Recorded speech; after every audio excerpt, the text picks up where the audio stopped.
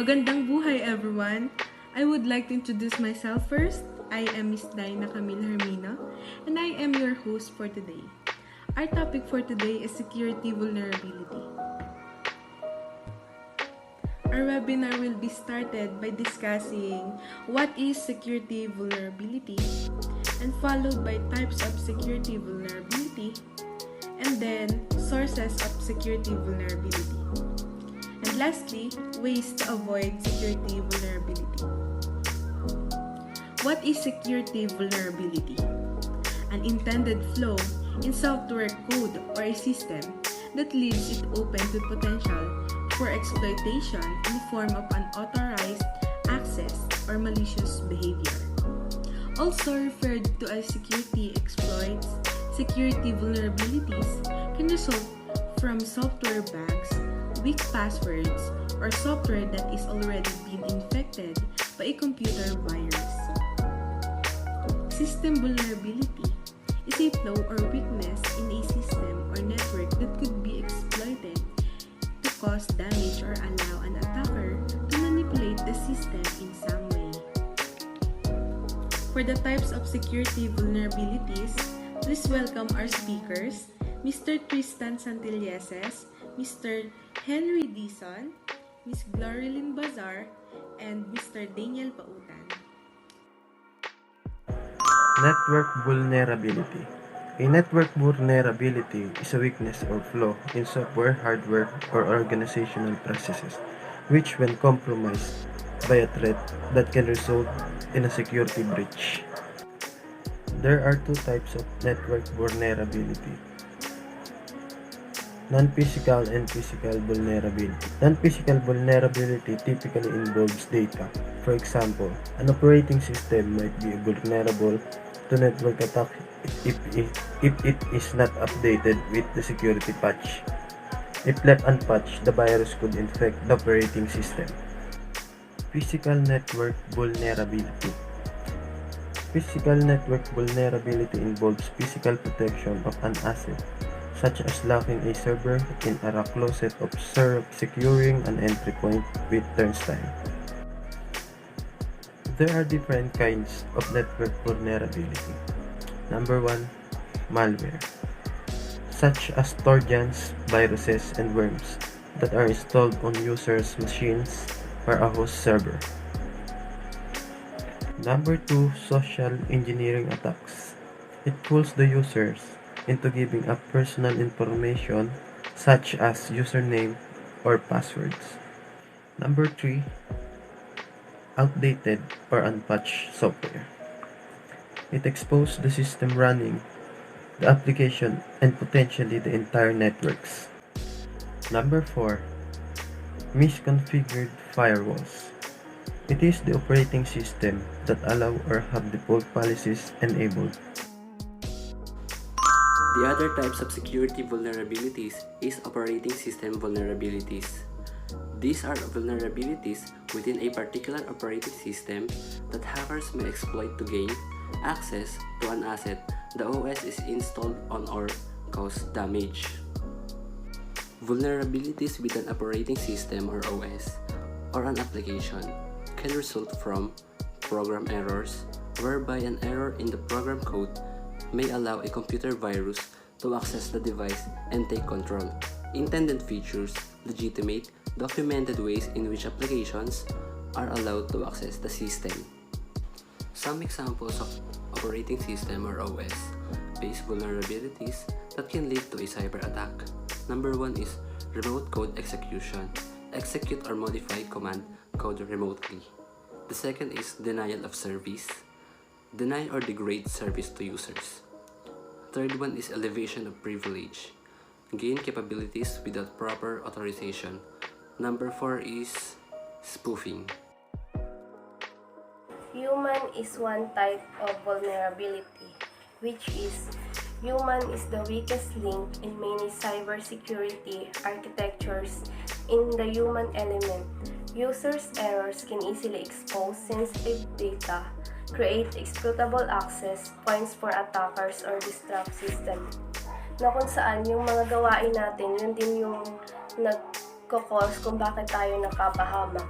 Meron na sinasabing cause or dahilan ng mga ito.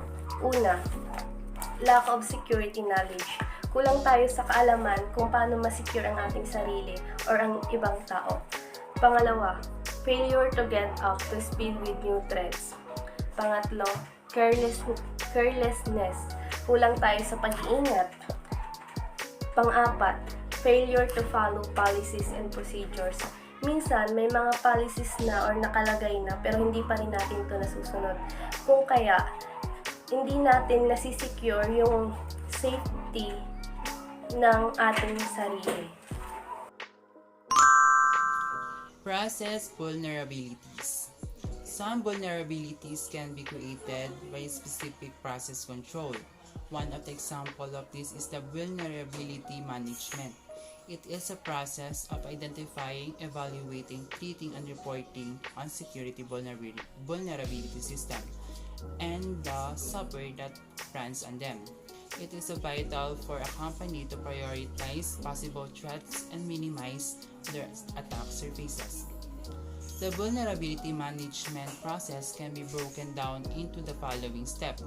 Step 1. Identifying vulnerabilities. With that, you are trying to identify possible weaknesses of one thing. Step 2. Evaluating vulnerabilities. As the vulnerabilities are identified, they need to evaluate the risk so that they are easily can deal with that. Step 3. Treating vulnerabilities. Once the vulnerability has been validated and deemed a risk, the next step is prioritizing how to treat that vulnerability. And last is the step 4, reporting vulnerabilities. Thank you po. So let's proceed for the sources of security vulnerability. And for our guest speakers, they are Miss Bensel Florendo, Miss Shaina Perez, Mr. Michael Honrado, Miss Kate Campat, and Mr. Allen Tabalno. Complexity. Security vulnerability rise proportionally with complexity. Complex software, hardware, information, businesses, and processes can all introduce security vulnerability. Example, bloatware. It is a software that has too many features. Bloatware can introduce vulnerabilities because it may have millions of lines of computer code. Connectivity. Each open connection is a potential avenue for exploitation. Some of the examples are wired internet, mobile devices, and Wi-Fi. Passwords are used to secure virtually everything: mobile devices, website, software, companies, VPN, and software, enterprise software. Despite education about the danger, many people still write password down or share to them or give them out to the websites. Flaws and bugs in software and hardware. For example, I am secretary of nagbebenta kami ng bahay, so meron kaming isang site na may password dun, and dun po lahat na nakalagay yung benta namin and yung mga importante para sa trabaho namin. Then suddenly, biglang nag-blackout or may na-hack yung site na yon, maaaring maapektuhan yung work namin, and maaaring meron kami mga buyers na hindi ma-inform kasi hindi namin maasikas or hindi namin ma-open yung site na kailangan na. User input. User input is the most important part of the program. It depends on all your information and your computer. Many of us have problems every time their program crashes. User input can be used through various things, including here is the mouse and the keyboard. Here is the example of user input: keyboard, mouse, microphone for sound input, webcam, touchpad, graphic tablet, scanner, and switch. Management. Management is a very important part of human decision making in a computer program because it depends on how strong your data is. So a computer becomes vulnerable because of the password that is not proof used in the program. Another here is now anti-malware. So a program will have vulnerabilities and be very easy for hackers to access. The next one for the source of security vulnerability is the training.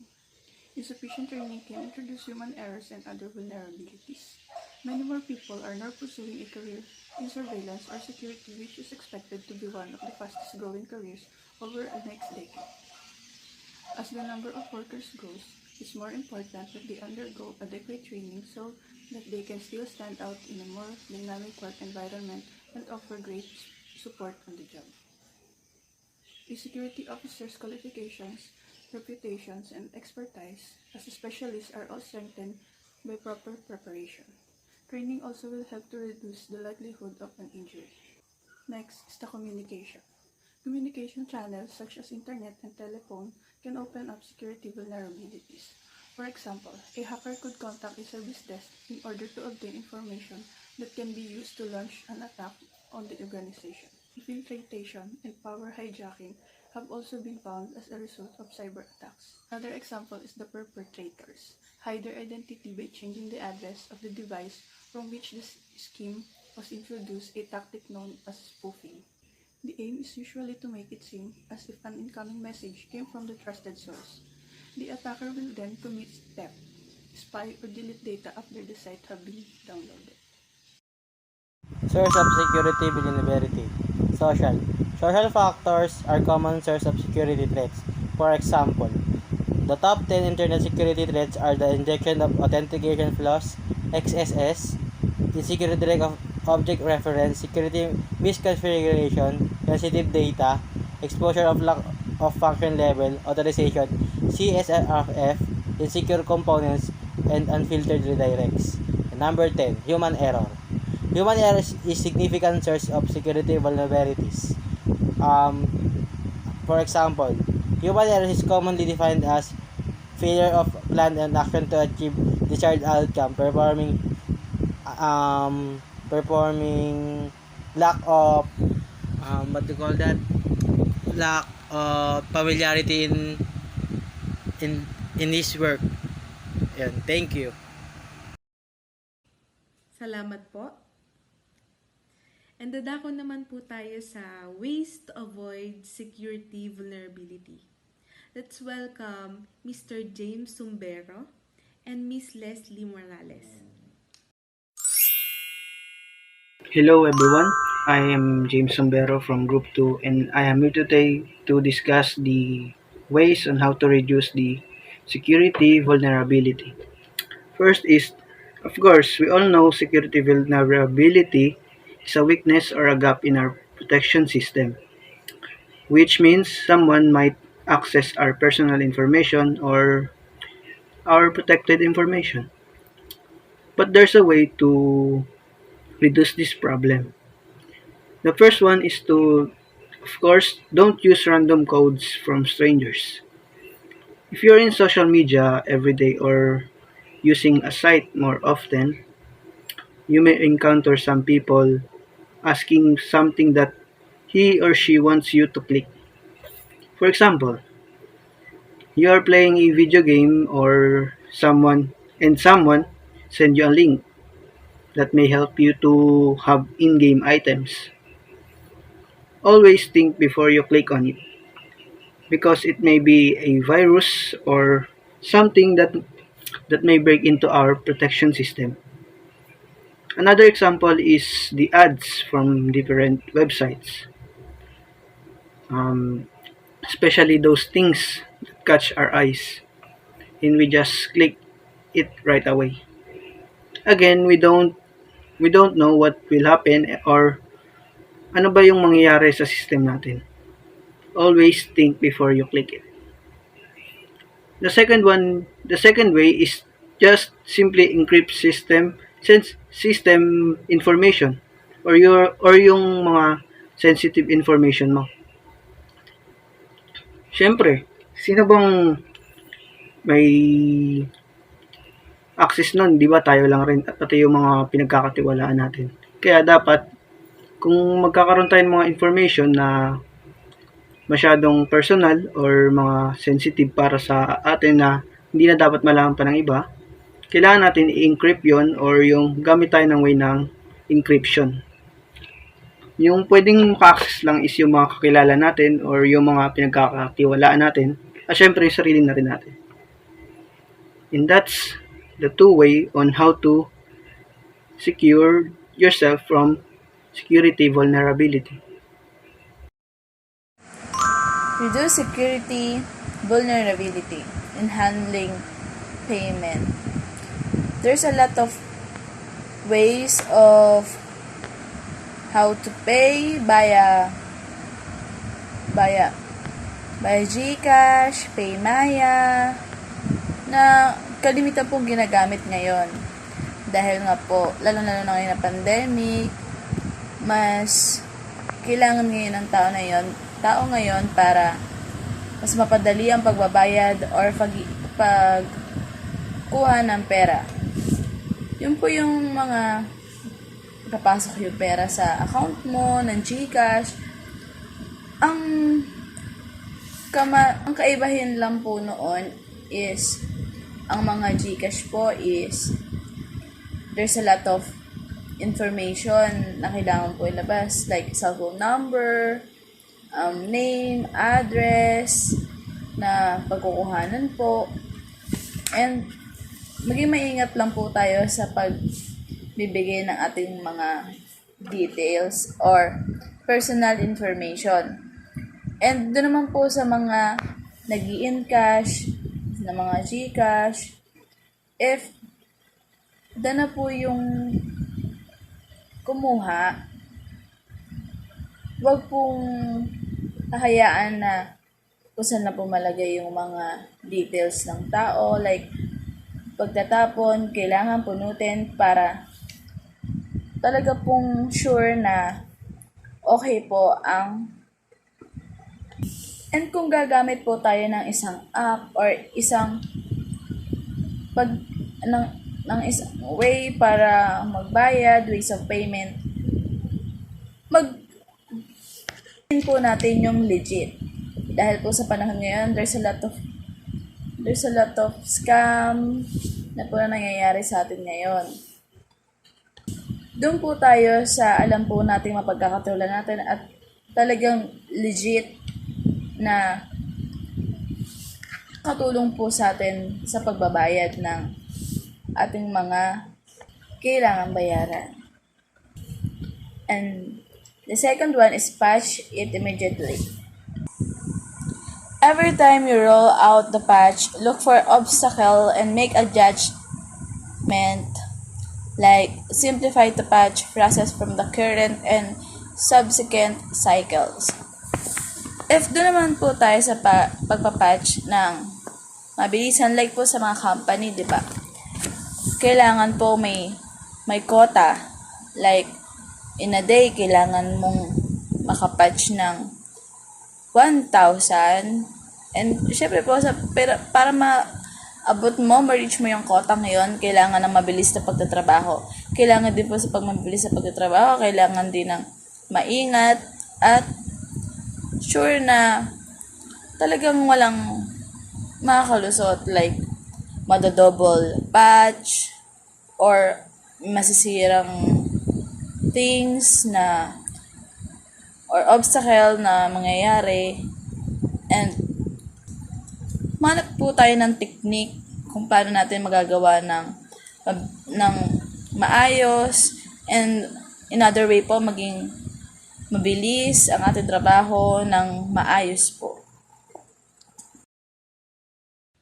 And now, let's welcome our guest speaker, Ms. Melody Panganiban, to discuss the loss of event probability. Loss event probability. So first, what is loss event? Loss event is a circumstance that produces the loss and harm impacts from actual events and reflect the organization's own experience. Today, I am going to talk about the 4 different types of loss event probabilities. The first one will be the low impact with low probability. Second is low impact with high probability. The third one is high impact with low probability. And the last one is high impact with high probability. Low impact with low probability. These are the events that you can often ignore. Example nito ay, halimbawa, yung isang shipping company, yung isa sa mga sasakyan nila ay tinamaan ng kidlat. This is part of low impact with low probability because it is very rare for a car to be hit by a lightning and ang isang sasakyan ay hindi siya sobrang laking kawalan sa isang kumpanya. So, pwedeng hindi natin siya pansinin. Second, low impact with high probability. If these things happen, you can cope with them and move on. However, you should try to reduce the likelihood that they'll occur. Example nito ay yung isang sasakyan ng shipping company ay nasangkot sa isang aksidente. So, low impact lang kasi isang sasakyan lang naman yon. Pero high probability dahil madalas na na-engage ang isang sasakyan sa aksidente. So, hindi pa siya nagdudulot ng sobrang laking kawalan sa kumpanya. Pero itong mga ganitong klaseng pagkakataon, dapat ginagawan siya ng paraan para hindi siya patuloy na mangyari at para hindi siya magdulot ng mas malaking loss. So, the third one is the high impact with low probability. These are the events that can cause great damage, but it is so rare in occurrence. Example, the whole building was hit by a tsunami. If the building was hit by a tsunami, of course, it will be a great loss. It will have a great impact. But there is a very low probability of a tsunami hitting a building. Sa mga ganitong pagkakataon, kailangan natin ng plano kung paano may iwasan o kung hindi man may iwasan ay paano natin makokontrol yung damages para hindi sobrang dami nang mawawala sa atin. High impact with high probability. These are your top priorities and these are the risks that you must pay attention to. For example, when someone hacks your company's account or your system, surely it will cause great impact and you will have a very large amount of loss. And it is very high in probability since we are living in the generation where hacking is very enormous. Para sa mga ganitong pagkakataon, kailangan na protektahan na natin yung mga system natin bago pa ito mangyari. Kasi kapag nangyari ito, mahihirapan na tayong makabalik. So, kailangan natin magkaroon ng secure passwords or kailangan natin mag-hire ng mga security professionals. At kagaya ng mga sinabi kanina kung paano may iwasan yung mga vulnerabilities na kagaya nito.